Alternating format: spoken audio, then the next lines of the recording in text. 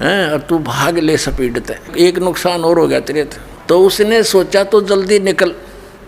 उधर से बुढ़िया आगी पानी का मटका लेकर, कच्चा मटके होते थे ना गड़े, और वो स्पीड में पीछे न देखे आगे न बाजे, तो बुढ़िया में टक्कर लगी, वो मटका फूट गया।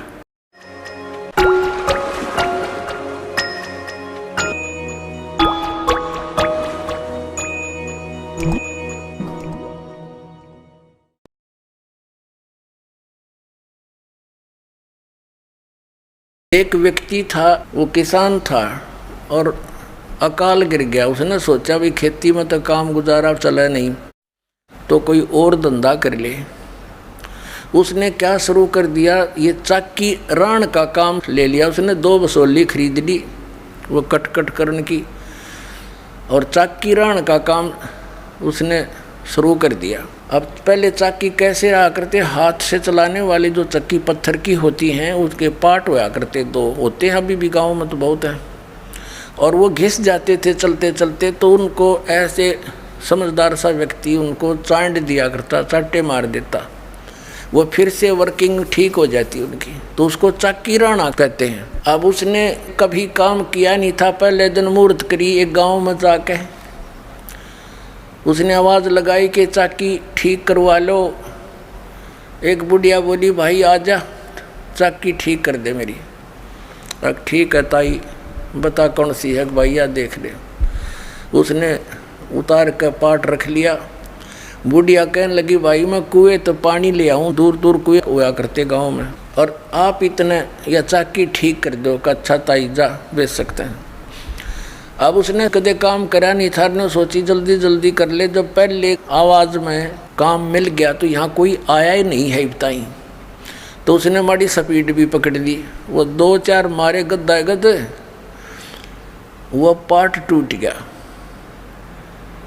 उसने सोची भैया तो बात बिगड़ गई, बुढ़िया चवन्नी दे नहीं, और तू भाग ले अपने सारे औजार उठा के। और जो नीचे वो बैठा था, ऊपर एक पात्र था मिट्टी का मटका छोटा सा, उसमें घी डाल रखा था बुढ़िया ने गर्म करके, गर्मियाँ का दिन था, और ऊपर बांध दिया करते बिल्ली कुत्ते के डर से। ऊपर कड़े में रस्सी डाल के और एक छिक्का बना दिया करते, उसमें वो दर रखा उसने बरोला मिट्टी का मटके में घी, बहुत बढ़िया 5-10 किलो। अब वो जल्दी में उठ के भाजन लग गया। वो ऊपर तो छिक्के टंगा हुआ था वो पत्थर, उसका लग गया सिर, वो पड़ गया, पड़ते वो सारा फैल गया और सारी साड़ में बिखर गया फर्श पे। उन्हें सोची तन्नाड़ा पकड़ के बांधेंगे हैं, और तू भाग ले स्पीड ते, एक नुकसान और हो गया तेरे। तो उसने सोचा तो जल्दी निकल। उधर से बुढ़िया आगी पानी का मटका लेकर, कच्चा मटके होते थे ना गड़े, और वो स्पीड में पीछे न देखे आगे न बाजे, तो बुढ़िया में टक्कर लगी, वो मटका फूट गया। अब वो बुढ़िया कहने लगी, रे उसका नाम पूछा था, रे क्या नाम है तेरा? बोला रमलू। बोला रे रमलू तने रो लूँ, तने यूँ कह कर मेरा मटका फुड़वा दिया। नो बोला ताई भीतर देखें जाइए, रोए जाइए, कित रोएगी। तो इन कित रोऊँ, एक नहीं सारा की अब इन या चाकी रा रखी है, ऐसा नाश कर रखा है। यो मैं सीधानंद वेदों का विद्वान पाक रहा था, और किस जैसा विद्वान नहीं। इसने भी इस पॉइंट पर क्या कहा है कि परमात्मा निराकार है, और परमात्मा साधक के पाप नाश नहीं करता। बता फिर और परमात्मा क्या करेगा? क्योंकि हमें कोई कष्ट है प्रारब्ध में अपने जीवन में, वो पाप से होता है और सुख पुण्य से होता है, और उस दुख का नाश होगा जब हमारा प्रारब्ध के पाप का नाश हो जाएगा।